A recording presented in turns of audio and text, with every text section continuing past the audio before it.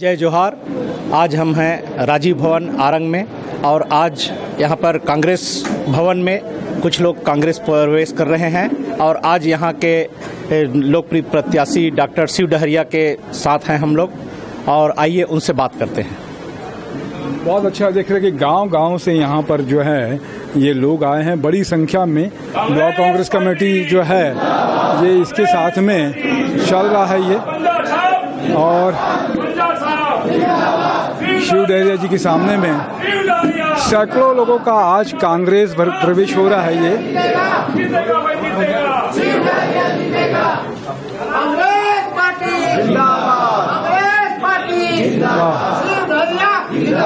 ये सभी लोगों को फटका पहला के, और रायपुर से मोहन मल्लानी जी भी आए हुए हैं, डॉक्टर पुरुषोत्तम चंद्राकर जी आज यहाँ पर वो कर रहे हैं और ये कांग्रेस पर हो रहा है लोगों का।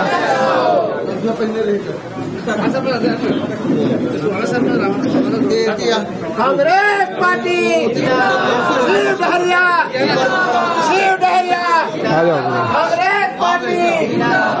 औरंग का नेता कैसा हो, औरंग का नेता